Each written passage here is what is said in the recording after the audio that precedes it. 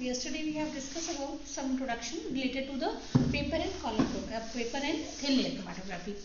Thin layer chromatography, paper chromatography is a type of liquid chromatography. Thin layer chromatography can be performed as a liquid chromatography or it is a solid liquid chromatography. So every type of chromatography, you know, has two phases. One is the stationary phase, another is the mobile phase. Sample which you want to resolve means the mixture which you want to resolve into its component, that is always loaded over the stationary phase. This basic thing is clear to everyone. ठीक है. अब separation of the mixture into its component takes place on the basis of different principle involved on the basis of selection of the stationary and mobile phase.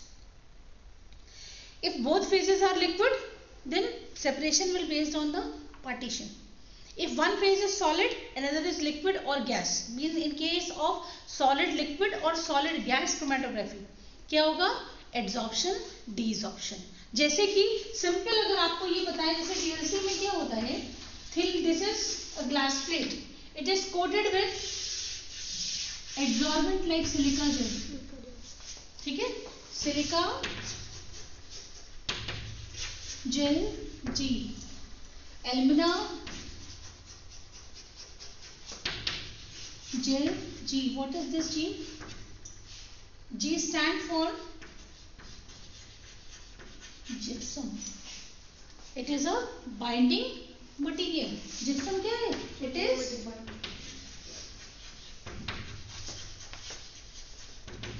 a binding material which binds silica gel to this glass plate. तो TLC plate बनाने के लिए क्या करेंगे? Slurry of this gel will be prepared. Slurry, what is slurry? Slurry is a thin paste of the silica gel with solvent. This solvent can be water or any other solvent. ठीक है, तो ये silica, इसके बाद इसको क्या किया जाएगा? This plate will be coated with this slurry. Coating के मेथड्स आपको बताए थे, कौन कौन से मेथड्स हैं? सिंपल आपका कैसा मेथड हुआ? Dipping method. डिपिंग मेथड में बीकर में स्लरी लिया, ग्लास प्लेट को डिप किया, डिप करके निकाला, एक साइड से वाइप ऑफ कर दिया, क्या हो गया? आपका प्लेट ड्राई होने के लिए रख दिया. इसके बाद पोरिंग मेथड में बीकर से एक साइड से आपने क्या किया? पोर किया और इसको पोर करते यूनिफॉर्म टिल्ट करके यूनिफॉर्म लेयर जो है वो ऑफ एडसॉर्बेंट विल बी फॉर्म. इसके बाद थर्ड मेथड जो है वो आपका क्या है? Spraying method. स्प्रे में स्प्रे. फोर्थ मेथड जो आपका आया वो कौन सा आया? स्प्रेडिंग. स्प्रेडिंग में एक साइड पे डालते हैं स्लरी को और ग्लास रॉड से क्या कर देते हैं? Spread, then uniform layer is form. इसके बाद इसको ड्राई कर लिया. ठीक है, ड्राई करके बाद plates will be activated. Activation के लिए इसको 110 degree Celsius 105 to 110 degree Celsius पे हाफ एन आवर के लिए ओवन में छोड़ दिया. मॉइस्चर जितना सॉल्वेंट था सब निकल गया, प्लेट्स क्या हो गई? एक्टिवेट हो गई. तो अब इस प्लेट को किसमें आपने रखा? इसमें यहाँ से बेसलाइन ड्रॉ किया. Sample will be loaded with the help of capillary और द माइक्रो सिरिंज और बाय द माइक्रो पिपेट. ठीक है, नाउ पुट दिस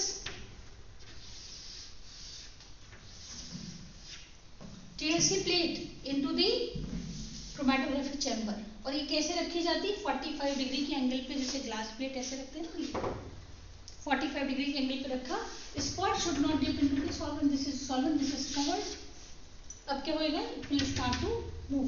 जैसे स्टार्ट होएगा ये क्या होगा? स्पॉट जो है, प्रिंसिपल क्या है? Partition. Base of every chromatography system is the partition coefficient. In case of solid liquid chromatography, the concentration of solute in stationary phase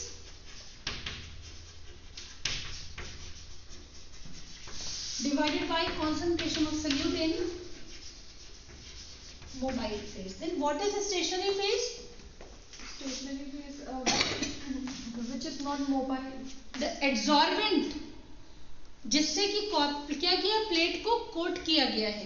ये सिलिका जेल, ये क्या है? दिस इज द एडसॉर्बेंट, जिससे आपने प्लेट को कोट किया. जैसे यहाँ पर अभी ये व्हाइट कोटिंग किसकी फोम दिख रहा है? या चौक की कोटिंग है, ये क्या है, this is silica gel, glass plate के ऊपर silica gel, this is stationary phase. Mobile phase क्या है, solvent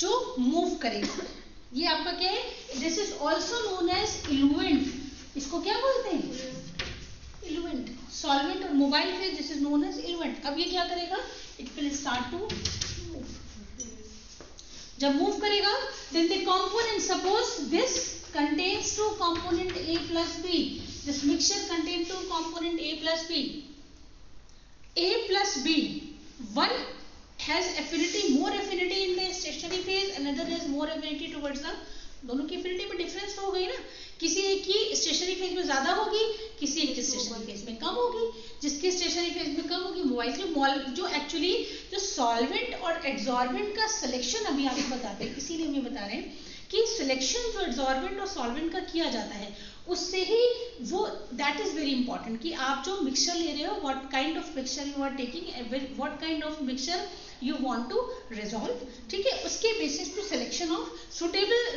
suitable adsorbent and solvent is done. अब क्या होगा, दिस इज वन स्पॉट, ये हम किसकी बात कर रहे हैं, एड्सॉर्प्शन की, एड्सॉर्प्शन क्रोमैटोग्राफी। यहाँ पर क्या है, सॉलिड है और लिक्विड, मोबाइल फेज कौन सा प्रिंसिपल इन्वॉल्व होगा, एड्सॉर्प्शन। जब आपने सैंपल यहाँ पे लोड किया, इट गेट एड्सॉर्ब, अब जो स्टेशनरी फेज में दैट इज एड्सॉर्ब, लेकिन जैसे ही मोबाइल फेज के कांटेक्ट में आता है दोनों कंपोनेंट क्या हो गए, अलग अलग हो गए, ठीक है। The component which has more affinity towards the mobile phase that will move faster, क्यों, क्योंकि देखिए अभी आगे बढ़ेगा कैसे, हर ये जो आपका स्टेशनरी फेज है इस पे the substance get absorbed, a force, driving force will be provided by the mobile phase, क्योंकि मोबाइल फेज कंटिन्यूअस फ्लो कर रहा है, कंटिन्यूअस क्या हो रहा है, सप्लाई हो रही है इसकी, और क्या कर रहा है, फ्लो कर रहा है, तो एक force will be applied by the mobile phase, तो ये ड्राइविंग फोर्स की वजह से क्या हो जाएगा, desorption, the substance will get desorb from the surface and will move with the mobile phase, दोनों मूव करेंगे but both will move with the different speed. The substance which has more affinity towards the stationary phase, that वो क्या हो जाएगा, उसकी stability stationary phase में ज्यादा होगी, and the substance which has more affinity towards the mobile phase, वो क्या करेगा, मोबाइल फेज के साथ स्पीड से मूव करेगा। तो जब आपका सॉल्वेंट फ्रंट यहां तक पहुंचता है, सॉल्वेंट फ्रंट मींस जो सॉल्वेंट आपने लिया, ये बेसलाइन ड्रॉ किया, यहां से सॉल्वेंट फ्रंट यहां तक पहुंचता है, उस समय सॉल्वेंट तो स्पीड से मूव करेगा, क्योंकि कंडीशन क्या है, जो स्टेशनरी मोबाइल फेज दोनों इमिसिबल फेज है, तो वो तो मिक्स होंगे नहीं, सॉल्वेंट स्पीड से मूव करते रहेगा, लेकिन जो मिक्सचर के कंपोनेंट्स हैं, जो मिक्सचर है उसकी एफिनिटी है, that has some affinity towards the adsorbent, क्योंकि अगर नहीं होगी तो एड्सॉर्बेंट पे लोडिंग ही नहीं कर पाओगे आप, है ना।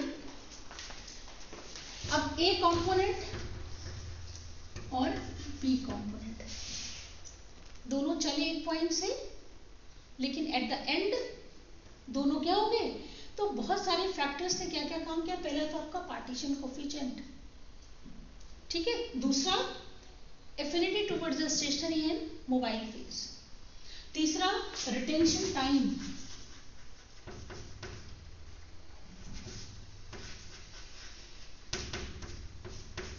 This is also very important factor. Retention time मतलब क्या है, the time required by any substance to retain at any surface, किसी भी सब्सटेंस को किसी सरफेस पर रिटेन होने का सबका रिटेंशन टाइम क्या होता है, अलग अलग होता है। कोई सब्सटेंस 10 मिनट तक मूव करेगा, कोई 5 मिनट तक मूव करेगा, कोई 5 मिनट में ही रिटेन हो जाएगा, कोई 10 मिनट में, कोई 15 मिनट, ठीक है। तो this number of factors actually works by this way, you have put one spot, but after the completion of chromatography process or on the chromatogram you are getting 2 spots, it means this mixture contains 2 components, अगर 3 है तो तीनों क्या हो जाएंगे, तीनों अलग अलग हो जाएंगे, ठीक है। इतनी बस डेवलपमेंट कैसे है, this is development of chromatograph. जब ये सॉल्वेंट फ्रंट यहाँ तक चला गया, आपने इसको क्या किया, बाहर निकाला, ड्राई करा. If these components are colored, these can be easily visible. If these are colorless, then visualizing agent, इनको क्या बोलते हैं? The substance which are used to dye the spots, those are known as the visualizing agent. वो क्या करेंगे? इसको spots, इनको spray करोगे तो क्या होता है? कलर डेवलप हो जाएगा. तो these spots can be clearly visible. या फिर इनको देखने के लिए यूवी लाइट का यूज किया जाता है. यूवी में spots will be clearly visible, या फिर फ्लोरेसेंट लाइट यूज करी जाती है. फ्लोरेसेंट जो होते हैं लैम्प्स यूज करे जाते हैं, उसमें भी क्या होती है? लाइट, जो स्पॉट्स होते हैं दीज आर इजिली विजिबल.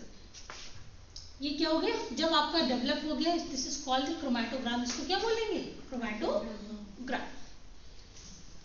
अब देखिए, इसके लिए एक और फैक्टर, जो parameters which are used, that is the RF value. RF value is the retention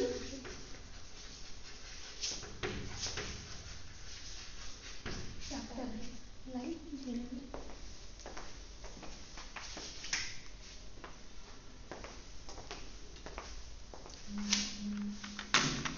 RF value is the retention factor.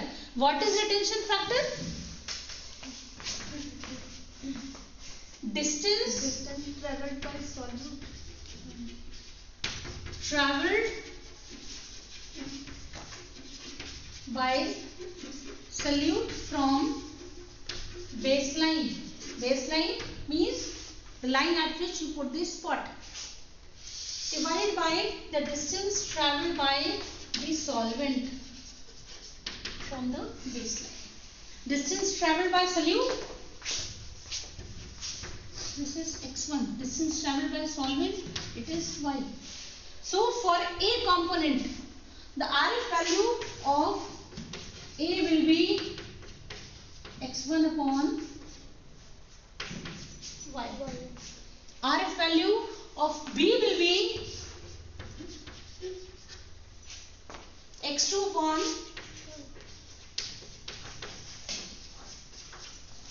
y. And C will be x3 upon. RF value will be always less than 1, क्योंकि solute front will always move lesser than the solvent front. ठीक है. कभी कभी ऐसा होता है कि solute जो होता है वो क्या होता है? solvent के साथ बाहर निकल जाता है surface से, solvent के साथ ही साथ निकल जाता है.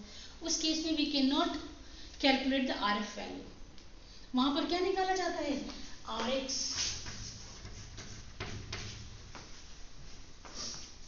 अब RX के निकालने के लिए क्या करेंगे? एक जो स्टैंडर्ड सब्सटेंस है, ठीक है, स्टैंडर्ड सब्सटेंस मींस जो मिक्सचर के कंपोनेंट A और B हैं, ये A का स्टैंडर्ड वैल्यू आप देखेंगे, रिपोर्टेड होगी लिटरेचर में, उसको डिवाइडेड बाय सॉल्वेंट फ्रंट. क्योंकि यहां इसमें तो आपका चला गया एक साथ मिक्सचर में, लेकिन ओरिजिनली जो सब्सटेंस है उसका कितना डिस्टेंस ट्रैवल, यानी कि उस प्योर सब्सटेंस को आप लगाओगे वो कितना ट्रैवल किया उस टाइम पर, पर्टिकुलर टाइम पे, that will B RX value. उसको उस केस में जहां पर सॉल्वेंट और सॉल्यूट एक साथ मूव कर जाते हैं तो वहां तो वैल्यू 1 हो जाएगी, 1 ही हो जाएगी, क्योंकि दोनों से तो 1 तो हो नहीं सकती, 1 से कम ही होगी. और RF value, this is the characteristic और property of any compound. This value is specific or particular for a particular compound. No any two compound can have same RF value. तो जब भी आप क्रोमैटोग्राफी परफॉर्म करते हो, देखिए जब भी आप बेसिक रिसर्च पे जब आप जाते हैं, तो जब भी नेचुरल कंपोनेंट या नेचुरल प्रोडक्ट्स पे जब भी आप रिसर्च करोगे तो आप स्टार्ट ही कहाँ से करोगे? क्रोमैटोग्राफी सेपरेशन से. Suppose you have extracted some compound from the bark of a tree or from the leaf, from the stem, from the root, so that will be a mixture of components. So first of all you will have to find out how many components are present. Next, what are these components? सबसे पहले number of, कितने जो compound आपने extract किया है उसमें क्या है, कितने नंबर ऑफ कंपोनेंट्स हैं. उसके लिए सबसे पहले आपको क्या करना पड़ेगा? Chromatographic separation. Then you will get the number of components. उसके बाद हर एक का एनालिसिस करोगे बाय स्पेक्ट्रोस्कोपी टेक्निक्स.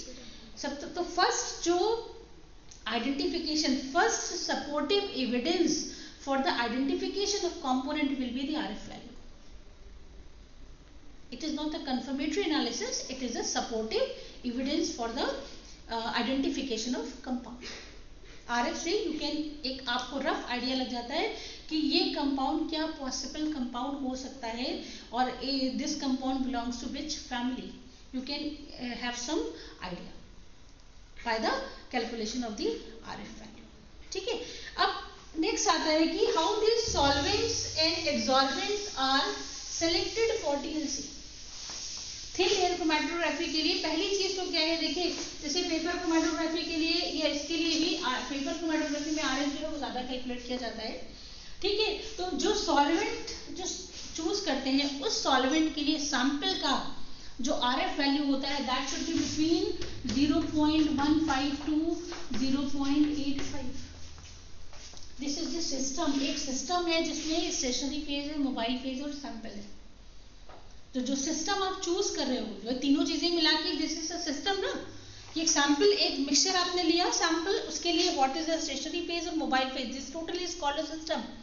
और इस सिस्टम के लिए जो सैंपल या सॉल्वेंट जो आप चूज करोगे उस सॉल्वेंट के लिए सैंपल का जो आरएफ वैल्यू सैंपल की मतलब जो कंपोनेंट्स है सैंपल में उसका आरएफ वैल्यू कितना होना चाहिए, 0.15 से 0.85 के बीच में. उससे कम होता है तो क्या होता है, बहुत पास पास आ जाएंगे, सेपरेशन नहीं हो पाएगा.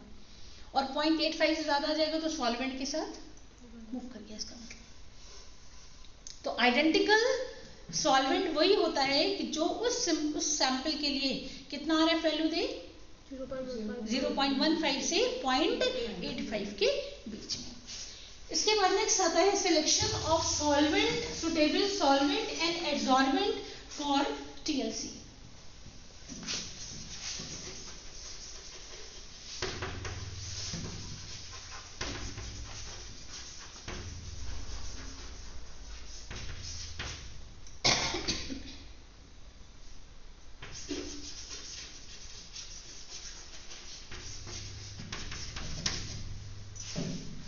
कल से आपका आयन एक्सचेंज स्टार्ट करेंगे, आज इंट्रोडक्टरी देते हैं थोड़ा सा आपको. ठीक है. अब देखिए इसके लिए एक सबसे यूज करते हैं that is the stalls triangle.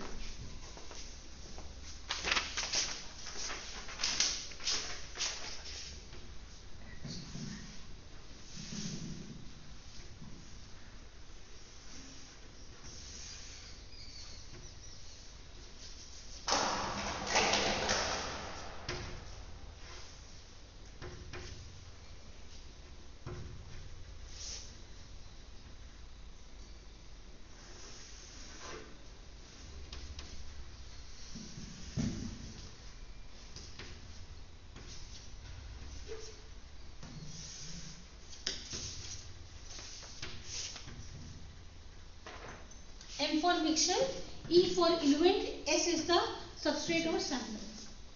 ठीक है.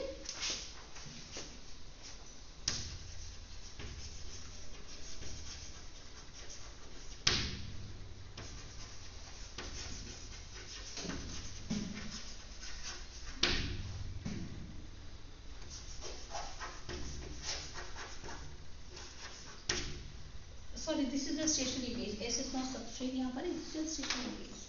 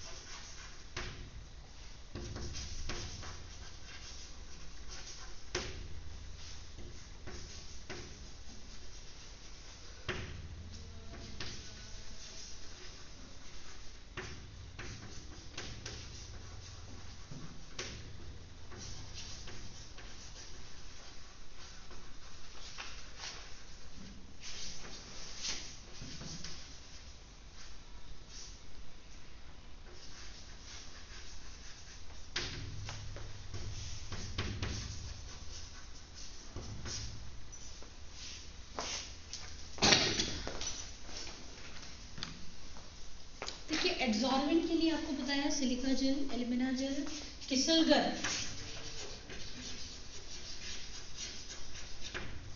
Cellulose, these are used as adsorbent for TLC, for coating of glass plate. Solvent, solvent तो नॉन पोलर से पोलर तक बहुत सारे सॉल्वेंट्स हैं, ठीक है।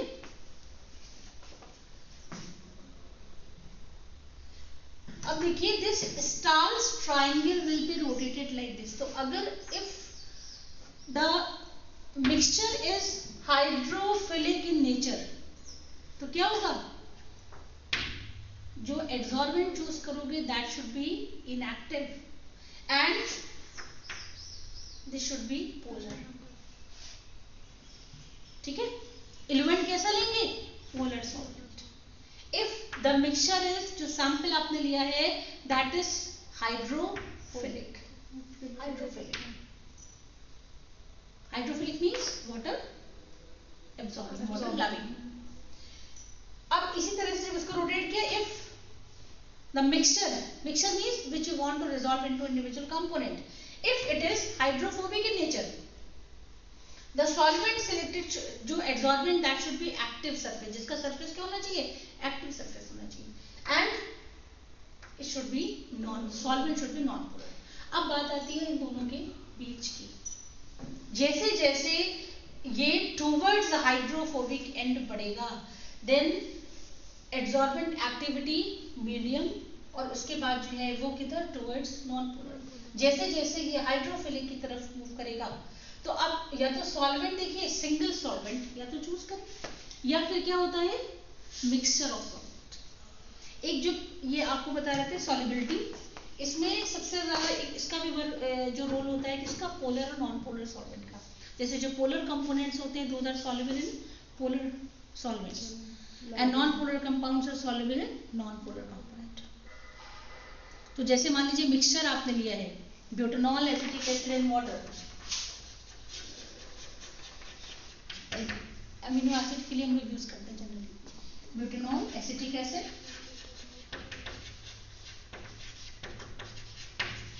वाटर, 4:1, ठीक है। तो अगर सबसे ज्यादा पोलैरिटी किसकी है, वाटर की, सबसे कम किसकी है, ब्यूटेनॉल की, और एसिटिक एसिड मॉडरेट में है। If the mixture contain 3 component तो क्या हो जाएगा, वाटर वाला वाटर के साथ जाएगा, ये अब तीनों एक स्पीड से थोड़ी ना मूव करेंगे, अलग अलग स्पीड से मूव करेंगे, दोनों क्या हो गया, उनका जो rate speed of migration that will be different. और अगर किसी की पोलैरिटी इन दोनों के बीच में आ रही है तो ये एक मिक्सचर, क्योंकि आपको क्या बताया था कल जो हम लोग डिस्कस कर रहे थे, if we are taking a mixture of water and butanol, these are two immiscible phases, but when you add acetic acid तो ये इसमें भी जाएगा और इसमें भी जाएगा, इसका पार्टीशन हो जाएगा। और कैसे कितना कितना जाएगा, ये जरूरी थोड़ी कि इक्वली पार्ट डिस्ट्रीब्यूट होगा, that distribution will be on the basis of the solubility. जिसमें ज्यादा सॉल्युबिलिटी है, जिसके साथ एफिनिटी ज्यादा है उसमें ज्यादा जाएगा, जिसमें कम है उसमें कम जाएगा। तो उसके अकॉर्डिंग इसकी पोलैरिटी चेंज हो गई, ब्यूटेनॉल की, वाटर की पोलैरिटी चेंज हो गई, तो सब्सटेंस जो है वो ऑटोमेटिकली पोलैरिटी चूज करके वैसी डिफरेंट स्पीड से क्या करेंगे, मूव करेंगे। तो जैसे आपको पता है कि नंबर ऑफ फैक्टर वर्क करते हैं सेपरेशन में, इट डिपेंड्स कि कहाँ पे कौन सा प्रिंसिपल, डेवलपिंग सॉल्वेंट है ना। हाँ, डेवलपिंग सॉल्वेंट। तो ये मतलब जैसे butanol is also is water में हाइड्रोजन बॉन्डिंग होती है, देखिए ब्यूटेनॉल कहाँ मिक्स होता है वाटर के साथ, इथेनॉल मिक्स होता है, इथेनॉल मिक्स होता है, ब्यूटेनॉल ये होता है लॉन्ग चेन होता है, लॉन्ग चेन मिक्स नहीं होता है वाटर के साथ। तो इसमें मैडम जैसे डेवलपिंग सॉल्वेंट में तो सेपरेशन कैसे करते हैं, जैसे वो तो जैसे पार्टीशन फंक्शन वो जो, हाँ अब वही तो सर, मान लीजिए यहाँ पे 2 कंपोनेंट हैं आपके ए और बी, दोनों की पोलैरिटी डिफरेंट होगी, ठीक है। अब यहाँ पर ब्यूटेनॉल और वाटर की पोलैरिटी भी डिफरेंट होगी, ठीक है। तो सॉल्युबिलिटी पहले भी अपने आप को डिस्ट्रीब्यूट करेगा, मतलब सबसे ज्यादा सॉल्युबल वाटर में है। हाँ, डिपेंड, मतलब ये डिपेंड करता है कि सब्सटेंस किस पोलैरिटी के सॉल्वेंट को चूज कर रहा है। है ना, क्योंकि सब्सटेंस जो है वो अपनी पोलैरिटी के अकॉर्डिंग ही तो पोलर है, तो पोलर में हाई पोलर, हाईली पोलर में नॉन पोलर है, तो नॉन पोलर में सॉल्युबल होगा। ठीक है, तो ये क्या करेगा सब्सटेंस, जो दो कंपोनेंट है, जो 2 या 3 4 जितने भी कंपोनेंट्स है वो अकॉर्डिंगली अपने सॉल्वेंट में चले जाएंगे। अब अगर हम केवल ब्यूटेनॉल और वाटर ले लेते हैं, ठीक है, तो मॉडरेट पोलैरिटी का सब्सटेंस कहाँ जाता, जो इंटरफेस भी यहाँ पर बनेगा ना, जहाँ पर एसिटिक एसिड इंटरफेस भी होगा, डिस्ट्रीब्यूशन हुआ ना, डिस्ट्रीब्यूशन हुआ, एसिटिक एसिड डिस्ट्रीब्यूट हो गया, एसिटिक एसिड का डिस्ट्रीब्यूशन हो गया बिटवीन ब्यूटेनॉल एंड वाटर। ठीक है, तो ये एसिटिक एसिड वाटर में भी है और इसमें भी है। मान लीजिए कोई ऐसा मिक्सचर होता जिसमें सिर्फ हमको वाटर और ब्यूटेनॉल से काम चल जाता, तो फिर हम एसिटिक एसिड नहीं लेते। तो इसमें मैडम आरएफ फैक्टर का रोल तो है नहीं? आरएफ फैक्टर का रोल है, आरएफ फैक्टर सॉल्वेंट का नहीं होता है। नहीं, जैसे मतलब डिस्ट्रीब्यूशन कर रहा है तो हाँ, डिस्ट्रीब्यूशन में आरएफ का कोई रोल नहीं है, डिस्ट्रीब्यूशन में आरएफ का कोई भी रोल नहीं है। तो सेपरेशन कर रहा है ना, सेपरेटिंग फनल में यूज करेंगे इसको, ये सेपरेटिंग फनल में यूज करेंगे, लेकिन जब डेवलपिंग सॉल्वेंट की तरह यूज करोगे तो सेपरेटिंग फनल में कहाँ यूज करोगे, तो पार्टीशन इज डिफरेंट थिंग और आरएफ इज डिफरेंट, दोनों अलग अलग चीजें हैं। हाँ, तो ये किस में यूज हो रहा है, मतलब इन केस ऑफ पार्टीशन या पार्टीशन में भी यूज होगा और एज ए डेवलपिंग सॉल्वेंट भी यूज होगा। अमीनो एसिड में हम लोग यूज करते हैं। अच्छा, अमीनो एसिड में अभी आपको ये बता रहे स्टार्च ट्रायंगल, इसीलिए हम बता रहे थे स्टार्च ट्रायंगल। जैसे जो डेवलपिंग सॉल्वेंट 2 तरह का देखिए इल्यूशन होता है, इल्यूशन एक होता है successive evolution, one is the gradient evolution. Successive evolution में क्या होता है कि आप 1 बाय 1 सॉल्वेंट यूज करते हो, समझ गए कि नॉन पोलर से आपने स्टार्ट किया, पहले एक नॉन पोलर सॉल्वेंट लिया, तो जो नॉन पोलर कंपोनेंट था वो क्या कर गया, मूव कर गया, और जो पोलर थे वो यहीं रह गए। जब मूव कर गया फिर आपने इसको निकाला, दूसरे सॉल्वेंट में डिप किया जिसकी पोलैरिटी नॉन पोलर से थोड़ा मॉडरेट पोलर पे है, ठीक है, उसमें डिप किया, तब मॉडरेट पोलर वाला कंपोनेंट मूव किया, फिर इसके बाद थर्ड टाइम आपने क्या किया, पोलर में डिप किया। This is called the successive elution, कि you are using a series of solvent 1 by 1, polarity increase करते हुए एक एक सॉल्वेंट यूज करते जा रहे हैं। ठीक है, दूसरा तरीका क्या है, ग्रेडियंट इल्यूशन। ग्रेडियंट इल्यूशन में क्या करते हैं, mixture of solvent is used, ताकि सारे कंपोनेंट क्या करें, एक साथ मूव करना स्टार्ट कर दें। कभी कभी मैडम जैसे हम मिनरल ऑयल को डिटेक्ट करना चाहते हैं, हाँ, तो ऐसे में 3 डेवलपिंग सॉल्वेंट लेते हैं, तो ऐसे में तो मिक्सचर नहीं होता, वो मिनरल ऑयल को डिटेक्ट करता है। तो यही तो बता रहे, that is a gradient evolution. आप या तो सीरीज करो, एक एक that is time taking. Column में जनरली जो कॉलम होता है उसमें सक्सेसिव और ग्रेडियंट इल्यूशन का बहुत रोल होता है, क्योंकि यहाँ तो चलिए यहाँ इल्यूशन नहीं हो रहा है, सिर्फ एक मतलब एक डेवलपिंग हो रही है केवल प्लेट की, लेकिन जब कॉलम की बात करते हैं तो कॉलम में क्या हो रहा है, कॉलम में कंप्लीट इल्यूशन हो रहा है। ये आप अभी कॉलम में मारे, ठीक है, तो जैसे इसको पैक किया तो ये सॉल्वेंट आप यहाँ से डाल रहे हो, तो सब्सटेंस क्या करेगा, ये 3 उसमें डिवाइड हो गया, अब एक एक करके A B C इल्यूट होंगे, ठीक है।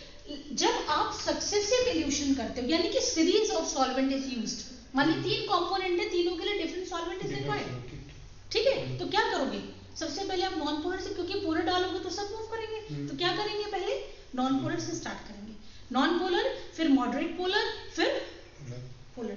तीसरा तरीका क्या है, दूसरा सेकंड वे क्या है कि हम क्या करें, 3 सॉल्वेंट को एक साथ मिक्स करते हैं, तीनों को मिक्स करके एक साथ क्या कर दिया, फ्लो करा रहे हैं, तो जो तीनों कंपोनेंट है तीनों क्या करेंगे, एक साथ मूव करेंगे, लेकिन डिफरेंट स्पीड से क्यों मूव करेंगे, देखिए सॉल्युबिलिटी उनकी अलग अलग है, अपने अपने सॉल्वेंट चलेंगे। स्टेशनरी फेज में कोई सॉल्युबल नहीं है, स्टेशनरी फेज में कोई भी कंपोनेंट सॉल्युबल नहीं है, वो क्या है कि एक सपोर्ट यूज कर रहा है केवल to be hold over the surface, एक सरफेस को यूज कर रहा है बस, ठीक है, जैसे आप एक सीट को यूज कर रहे हो बैठने के लिए, ठीक है, ऐसे ही क्या कर रहा है, जो सैंपल है वो स्टेशनरी फेज को यूज कर रहा है, लेकिन जब ये मूव करेंगे तो क्या होगा, ग्रेडियंट इल्यूशन में 3 सॉल्वेंट आपने एक साथ मिक्स कर दिए, तो तीनों कंपोनेंट क्या हो गए, अपनी अपनी पोलैरिटी के सॉल्वेंट चूज करके डिसॉल्व हो गए, और तीनों क्या करेंगे अब अलग अलग, क्योंकि हर एक का क्या होगा, अब किस पे जो रेट ऑफ माइग्रेशन किस पे डिपेंड करेगा, क्योंकि जब तक मोबाइल फेज में डिसॉल्व नहीं होगा तब तक मूवमेंट नहीं होगा, ठीक है। अब मूवमेंट स्पीड किस पे डिपेंड करेगी, वो जो स्टेशनरी फेज है उसकी एफिनिटी पर, जिसकी एफिनिटी सबसे ज्यादा है स्टेशनरी फेज, वो क्या करेगा, धीरे धीरे मूव करेगा, जिसकी एफिनिटी सबसे कम है वो सबसे जल्दी डिसॉल्व होएगा। एड्सॉर्प्शन डिसॉर्प्शन एड्सॉर्प्शन डिसॉर्प्शन से क्या हो जाएगा, कंपोनेंट नीचे आते थे। अभी हम इसमें आते हैं। तो ये दिस इज दी मतलब on the basis of the stars triangle the selection of developing solvent and absorbent is done, कि आपका मिक्सचर का नेचर कैसा है और कैसा आपका क्या है डेवलपिंग, उसके मिक्सचर के बेसिस पर कैसा आप एब्जॉर्बेंट चूज करोगे और क्या what will be the nature of the element और डेवलपिंग सॉल्वेंट। ठीक है, अब इसके बाद this chromatography can be performed on a column also. ये तो अभी हमने सब क्या बताया आपको, planar chromatography, paper and TLC। जो नेक्स्ट है that is the column chromatography. Chromatography process can be perform on a column. तो कॉलम्स क्या होते हैं, columns are generally made up of glass और मेटल। ठीक है, हाइट का रेशियो जनरली 1:20 सेंटीमीटर, विड्थ और डायमीटर और हाइट के रेशियो जो स्टैंडर्ड होता है that is 1:20। Next come to the column packing. एक ये सीरीज हमने दी है सॉल्वेंट की, इसको आप लोग चाहे तो देख लेना कि इसमें हम थोड़ा सा बता भी सकते हैं, कर देना। देखिए जैसे स्टार्ट ये एक सीरीज है जो इंक्रीजिंग इल्यूटिंग पावर पर है TLC की। सबसे पहले लिया है high boiling paraffins, then cyclohexane, benzene. तो क्या करें, पोलैरिटी बढ़ती जा रही है और लास्ट में जो है वाटर है, DMF DMSO वाटर। तो पोलैरिटी इंक्रीज करने के लिए जैसे साइक्लोहेक्सेन बेंजीन, उसके बाद क्या किया, साइक्लोहेक्सेन और इथाइल एसीटेट का मिक्सचर ले लिया 95:5 के रेशियो में। ठीक है, अब इसके बाद बेंजीन और इथाइल एसीटेट का मिक्सचर ले लिया 95:, benzene non polar, ethyl acetate polar 5। और पोलैरिटी बनाने के लिए क्या कर सकते हैं, बेंजीन को 85 कर दिया, इथाइल एसीटेट को 15 कर दिया, पोलैरिटी बढ़ गई। तो ये इल्यूटिंग पावर, जैसे पोलैरिटी बढ़ती जाएगी इल्यूटिंग पावर क्या होती जाएगी, बढ़ती जाएगी। ठीक है, उसके ये या तो एक सिंगल सॉल्वेंट पे ले सकते हैं या फिर मिक्सचर, दो सॉल्वेंट के मिक्सचर से you can increase the eluting power. मैं आपको बता दूं एसिटिक एसिड वाटर है, तो हम फिनॉल वाटर सिस्टम भी तो एमिनो एसिड के बिल्कुल ले सकते हैं 95 बिल्कुल ले सकते हैं। वो डिपेंड करता है आपके पास अवेलेबिलिटी क्या है सॉल्वेंट्स की, और बस ये है कि जो सॉल्वेंट आप चूज करोगे that should not react with the sample. क्योंकि अगर सॉल्वेंट आपने कोई ले लिया जो ऐसे अमीनो एसिड के लिए जैसे हम ये यूज कर रहे हैं, लेकिन अमीनो एसिड के साथ आपने कोई फिनॉल एसिडिक होता है, इजिली क्या कर जाएगा, रिएक्ट कर जाएगा। ब्यूटनॉल में कोई H नहीं निकलेगा, फिनॉल तो इजिली H आयन देगा। तो इसलिए सॉल्वेंट का सिलेक्शन जो कैरेक्टरिस्टिक है, जो क्राइटेरिया है फॉर सिलेक्शन ऑफ सॉल्वेंट क्या है, किस पहली चीज, solvent stationary and mobile phase should not interact, means should not react.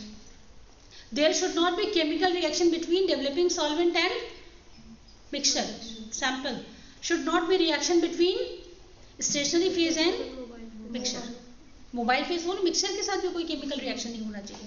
और time के साथ there should not be change in the composition of any solvent or adsorbent. कोई ऐसा solvent नहीं लोगे जो एक time के बाद क्या हो जाए, उसका composition change हो जाए। जो आप सॉल्वेंट या एड्सॉर्बेंट चूज कर रहे हो that should be inner to the mixture, sample mixture. Next आता है column chromatography.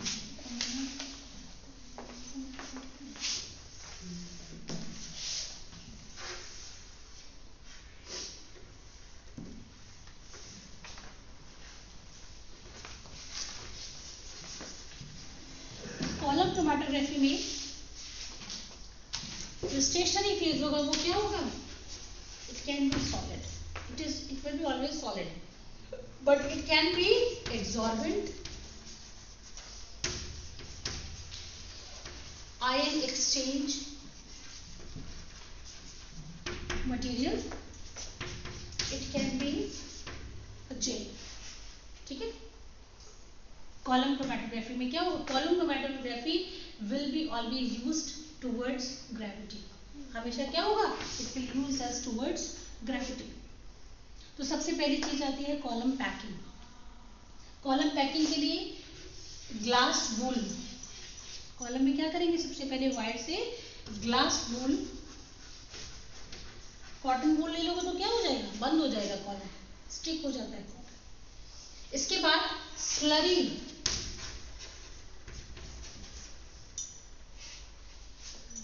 Will be fill. Slurry filling करने का तरीका क्या है कि आपको कॉलम को ऐसे साइड क्या करना पड़ेगा, टिल्ट करके साइड वॉल से, जिससे एयर जो है वो बाहर आता है। ठीक है, पैक किया। उसके बाद this is the column packing material. यहाँ पर एक फिल्टर पेपर स्ट्रिप या फिर मेम्ब्रेन की पतली लगाते हैं। ये आपका क्या हो गया, कॉलम। बीच बीच में इसको टैप करते रहना चाहिए, because there should not be air और क्रैक कहीं पर भी, इसलिए कॉलम को क्या करते हैं, टैप करते जाते हैं, स्लरी फिल करते जाते हैं और हल्का सा टैप करते जाते हैं। ये आपका कॉलम टैप हो गया। ठीक है, अब कॉलम प्रोसेस सेपरेशन का क्या होगा, the sample will be loaded over this. ठीक है,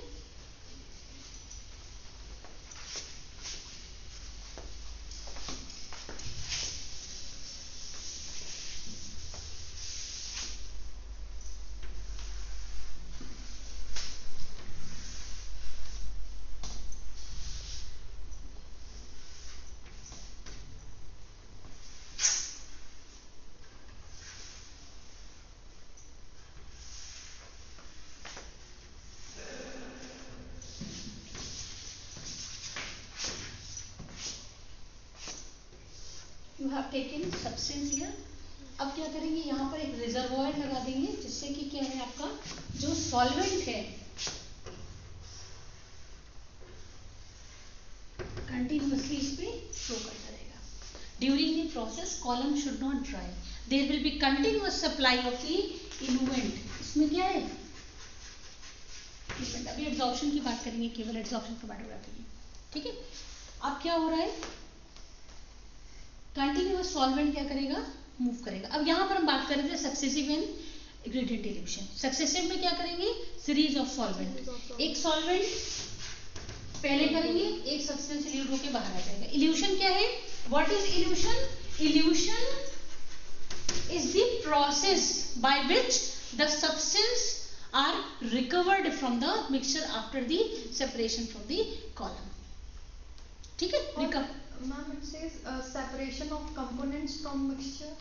separation of components from mixture, उसको कलेक्शन भी, सेपरेशन तो कॉलम में ही हो जाएगा। ठीक है, not only separation, evolution is not only separation, evolution क्या है, कलेक्शन। जब कॉलम से बाहर आ गया, दैट इज इल्यूशन। ठीक, सेपरेशन तो कॉलम में यहाँ पर हो जाएगा, लेकिन आप लोग तो फिर कॉलम को बताते हैं, तरीके होते हैं उसके, या तो पूरा रीड करके नीचे लाएं, या फिर पुश करते हैं कॉलम को पूरा बाहर और उतने कंपोनेंट को नाइफ से कट कर लेते हैं, कट करके तब उसको बाहर रिकवर कर लेते हैं। ठीक है, evolution is a process, इल्यूमेंट is the solvent.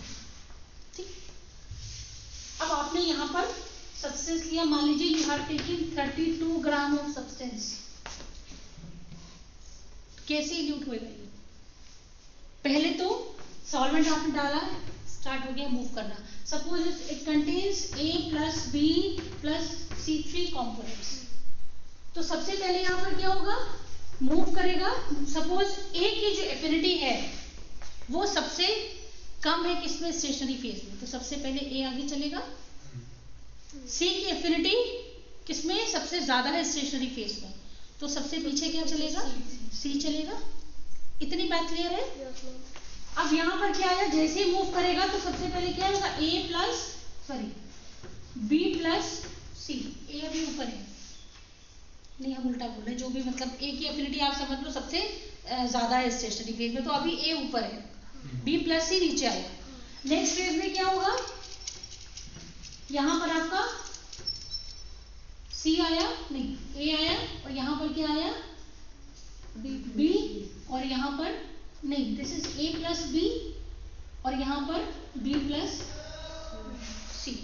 ठीक है, और सॉल्वेंट मूव किया, तब क्या हो गया आपका, यहाँ पर B प्लस C और यहाँ पर सी। अब देख रहे हैं आप, ए जो सी है सबसे आगे मूव कर गया और ज्यादा कंटिन्यूअस, और टाइम के बाद क्या हुआ, सी जो है वो यहां पर आ गया और यहां पर क्या बचा, ए प्लस बी। ठीक है, थोड़ा और टाइम हुआ, सी जो था यहां आ गया सी, और एक टाइम के बाद क्या हुआ कि ए इलेवेंट, बी इलेवेंट, सी इलेवेंट, डिस्टेंस सेपरेट हो गए। अब सॉल्वेंट डालते जाओगे तो इसी स्पीड से सबसे पहले कौन सा निकल के आएगा, जो सब फर्स्ट एलिक्वोट विल बी कलेक्टेड सी, उसके बाद इलेवेंट आया, फिर बी, फिर इलेवेंट आया, फिर क्लियर है, is it clear to everyone. अब अगर मान लीजिए 32 ग्राम सब्सटेंस आप लेते हो,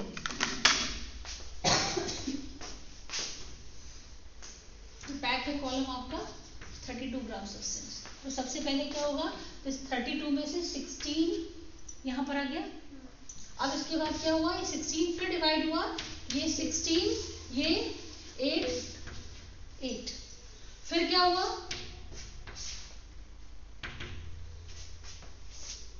8, ये 4 में डिवाइड हुआ, तो ये क्या हो गया 4, 8 प्लस 4 12, 16। समझ गए, इस तरह से जो है वो ये number of zones will be created, these are known as zones. जितने ज्यादा नंबर ऑफ जोन्स होंगे उतना ही कॉलम क्या है, अच्छा कॉलम बन जाता है। ठीक है, और column efficiency depends on number of theoretical plates. Theoretical plates क्या है, theoretical plates, number of theoretical plate is equal to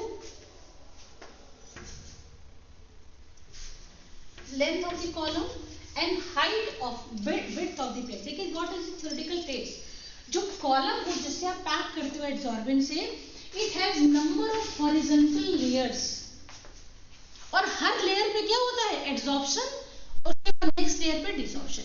every adsorption occurs at every layer, ये इस लेयर को क्या बोलते हैं, थ्योरेटिकल प्लेट्स। तो जैसे HPLC होता है ना, HPLC उन सब में क्या होता है कि जो नंबर ऑफ थ्योरेटिकल प्लेट्स बढ़ जाते हैं। हाई परफॉर्मेंस क्यों बोलते हैं, क्योंकि number of theoretical plates are more, इसलिए एफिशिएंसी क्या होता है, टाइम कम लगता है और कॉलम इज मोर एफिशिएंट। तो this number of theoretical plates is equal to length of the column divided by the width of the height of the theoretical plate. तो किस पर डिपेंड करेगा, लेंथ ऑफ कॉलम पे। तो column की length बढ़ा दी जाए तो भी क्या होता है, एफिशिएंसी कॉलम की बढ़ जाती है। या फिर जो एड्सॉर्बेंट लिया जाए उसका सरफेस एरिया मतलब इतना फाइन हो कि वो क्या करे, नंबर ऑफ थ्योरेटिकल प्लेट्स ज्यादा हो, ज्यादा सरफेस मिले एड्सॉर्ब होने के लिए। ठीक है, ये आपका क्या हो गया, दिस इज द, ये by this way the elution और रेजोल्यूशन अकर्स। अब आता है कॉलम रेजोल्यूशन, कैसे कॉलम जो है वो आपकी कॉलम एफिशिएंसी दो तीन, एक तो जैसे क्रोमैटोग्राम, कॉलम में क्रोमैटोग्राम कैसे मिलेगा आपको, देखिए सब्सटेंस की रिकवरी की इल्यूशन के दो तरीके हैं। पहला तो क्या है कि जो सब्सटेंस है वो इल्यूट होके एक एक करके यहाँ से आया और आपने कलेक्ट कर लिया। दूसरा तरीका क्या है कि जैसे यहाँ पे डिफरेंट जोन्स क्रिएट हो गए, कलर्ड में देख सकते हो, कलर्ड लेफ्ट तो नहीं देख पाओगे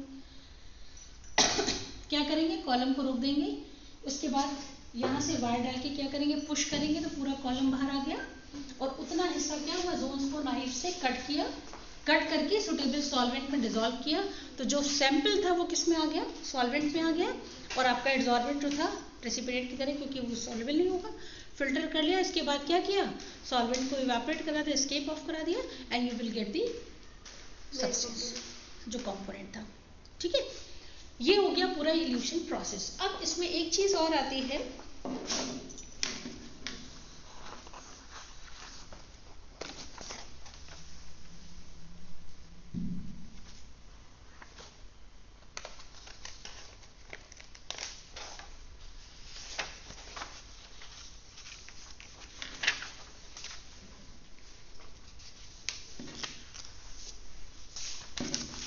कॉलम एफिशिएंसी।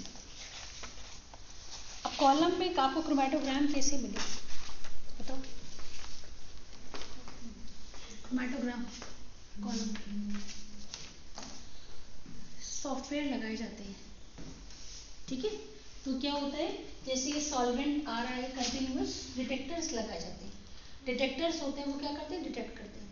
तो ये किसमें, सिग्नल्स में कन्वर्ट। डिटेक्टर का काम क्या है, जो अमाउंट है कॉन्सेंट्रेशन उसको सिग्नल में, तो जब तक आपका एलिमेंट आएगा तब तक क्या है, सिग्नल प्लेन चलेगा। जैसे ही कंपोनेंट आएगा, कॉन्सेंट्रेशन बढ़ गई, तो will get a peak another. तो अगर क्रोमैटोग्राम में देखिए बेटर रेजोल्यूशन, जितना अच्छा रेजोल्यूशन होगा, कंप्लीट सेपरेशन होगा, तो you will gate 2 different peaks मिलेंगे, ए कंपोनेंट बी कंपोनेंट। लेकिन अगर यही पीक्स कैसी आ रही हैं, इसका मतलब क्या है, ये जो एरिया है this is the mixture of A and B. इसका मतलब क्या है, जो कंप्लीट मतलब रेजोल्यूशन नहीं हुआ, कंप्लीट सेपरेशन नहीं हुआ, मतलब कंप्लीट सेपरेशन ना होने का मतलब क्या है कि आपका सी आया, सी के बाद क्या आ गया, बी प्लस सी, तो नेक्स्ट आ रहा है वो क्या है, बी प्लस सी, या फिर ए प्लस बी आ रहा है।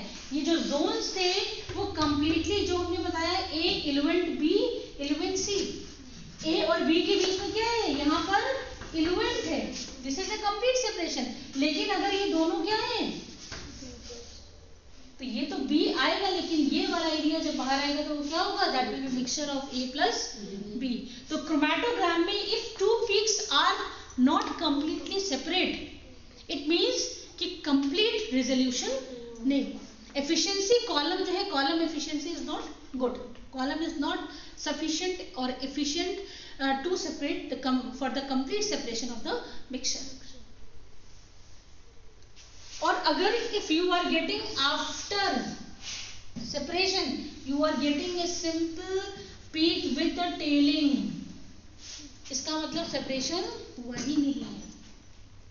जो आपको फ्रैक्शन मिल रहा है आफ्टर रिड्यूशन, उसमें सेपरेशन नहीं हुआ। इतनी बात समझ में आई? सो with the help of chromatogram you can tell whether the mixture is completely separated or not, the components are completely separated or not, whether you are getting a mixture of components or you are getting complete separated components। ठीक है। अब column efficiency जो है, इसके लिए column resolution, column efficiency के लिए resolution, column resolution का मतलब क्या है कि कॉलम आपका कितना एफिशिएंट है to resolute the mixture. Column resolution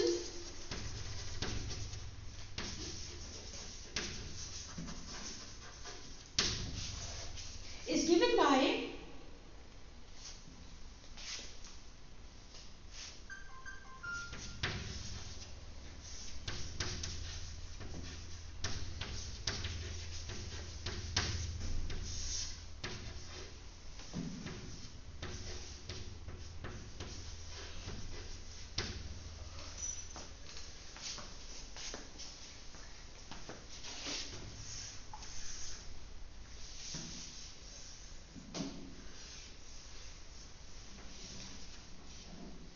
देखिए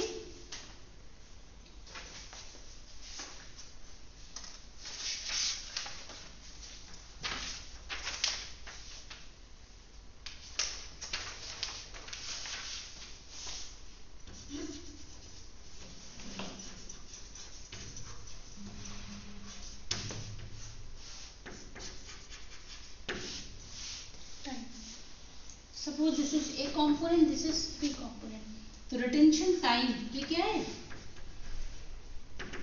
टाइम के साथ प्लॉट कर रहे हैं। So this is the retention time and this is the retention time for B. Omega A and omega B, these are the base peak width, जो आपकी इसकी क्या आ रही है, विड्थ आ रही है पीक की, जो मीन्स द सिग्नल क्रोमेटोग्राम में जो पीक आपको मिल रही है इसकी विड्थ क्या है, this is omega A and this is omega B.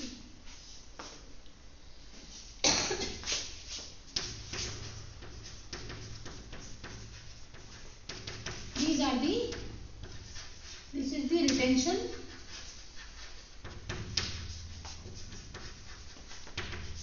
time of two compounds or components. ये ओ डब्ल्यू नहीं है, ओमेगा है, ठीक है.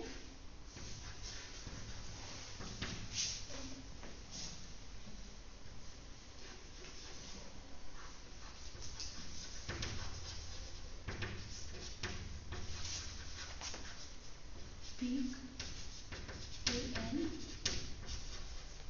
in chromatograph. ठीक है. इफ दिस रेजोल्यूशन, अगर इसकी वैल्यू कितनी है 1.5, if the value of column resolution is 1.5, it means the separation of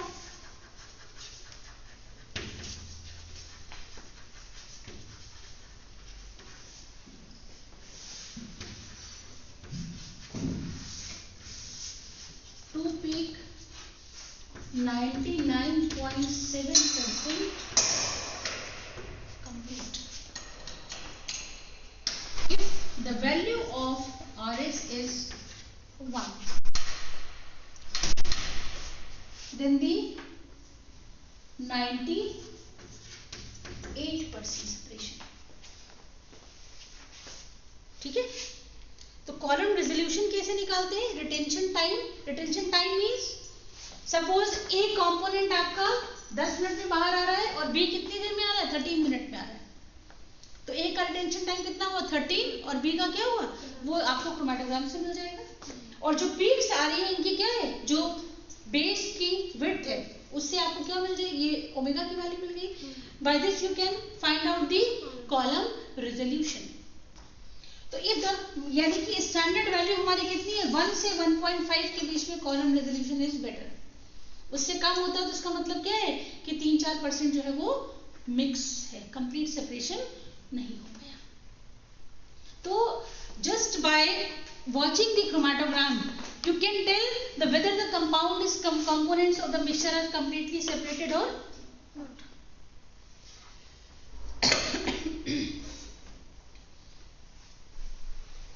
And this column resolution depends on number of theoretical plates.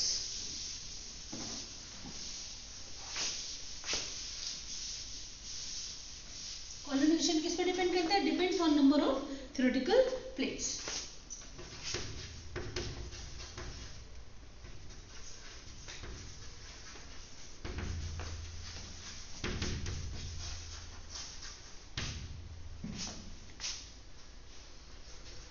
N is equal to 16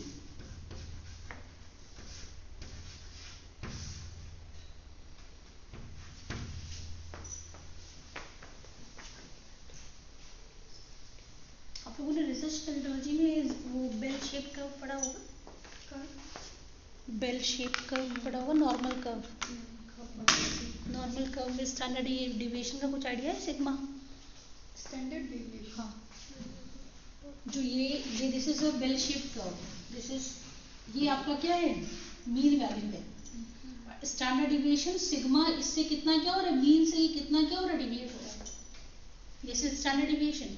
तो ये omega की value कितनी होती है, this is at 4 sigma. Standard deviation कितना होता है 4 times. जो पीक जो विड्थ होगी वो क्या होगी भाई, एवरेज वैल्यू की है. स्टैंडर्ड डिविएशन क्या है कि कोई वैल्यू एवरेज वैल्यू से कितना डिविएट कर रही है, that is known as the standard deviation. तो ये जो ओमेगा की वैल्यू होगी वो क्या होगी 4 सिग्मा, 4 ऑफ स्टैंडर्ड डिविएशन. तब ये फॉर्मूला लगेगा, नंबर ऑफ थ्योरेटिकल प्लेट्स. ठीक है. और जब when omega is equal to 2.335 sigma, समझ में आ रहा है बात? नहीं आ रही? This is a normal curve, normal curve, this is the average value. Average value से कितना डिविएशन है, ये तो डिविएशन है ना, वेदर नेगेटिव और positive, it is deviation, this is known as standard deviation. तो ये ओमेगा कितना है, 2.335 सिग्मा है। देन ये क्या है, omega is equal to 4 sigma. When omega is equal to 2.335 sigma, इतना वेरिएशन, यानी कि this tells about the property of the curve peak which you are getting on a chromatogram. Then this formula will be n is equal to 5.54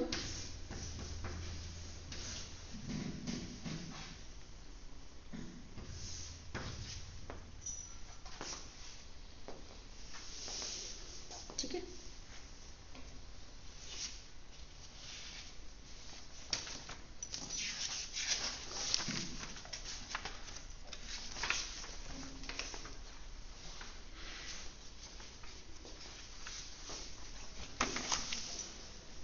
तो this is all about the introduction to the column chromatography. अब इसके बाद हम लोग move करते हैं next उस पे आयन एक्सचेंज क्रोमेटोग्राफी पे, ठीक है। ये एड्सॉर्प्शन था आयन एक्सचेंज क्रोमेटोग्राफी में।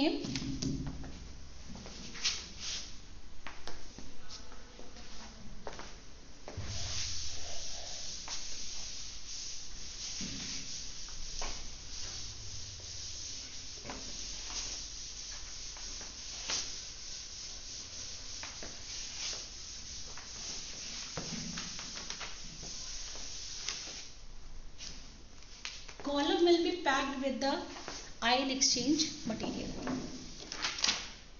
Ion exchange, what is ion exchange? क्या है मतलब है ion exchange का? Exchange of ions with any compound. जैसे सिंपल अगर एग्जांपल दें आपको, demineralisation of water.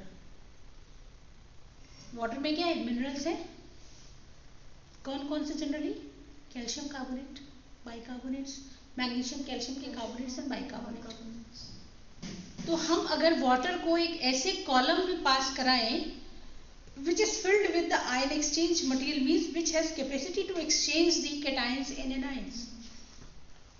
Cations will be exchanged by the H ions and anions will be exchanged by the OH ions.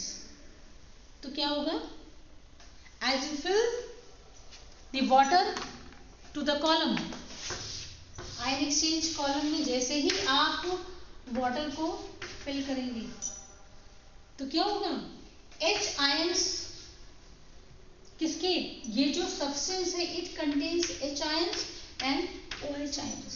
The substance means the stationary phase by which this column is packed. It contains exchangeable H ions and OH ions. And the water contains, भाई water तो ionise थोड़ी ना होगा यहाँ पर जाके, it contains calcium and carbonate और bicarbonates ions. तो क्या होगा, जैसे ये जाएगा तो these calcium ions will be exchanged by the H ion. So H ion will come to the water or calcium ion will bind to the stationary phase. Carbonate ion will bind to the stationary phase and OH ion will come to the water. तो अब जो water यहाँ से मिलेगा that will contain water plus H ions plus OH ion. जो inlet था that was containing water plus calcium ion plus carbonate ion, but the water coming out of from this column contains water, H ion and OH ions. It is free means the exchange of ion. Similarly, ये demineralization can be done large scale, but the chromatography में क्या होता है, small scale पे, जैसे lanthanides का actinides का separation ion exchange से। तो बहुत सारे एंटीबायोटिक्स हैं, बहुत सारे ड्रग्स हैं जिनका क्या होता है, कैंसर के ट्रीटमेंट के लिए बहुत सारे मेडिसिन है जिसका क्या होता है, एक्सचेंज ऑफ आयंस। तो column will be packed with the stationary phase, that is the ion exchange material, ठीक है। So this is all about today. Next class में we'll continue with the ion exchange.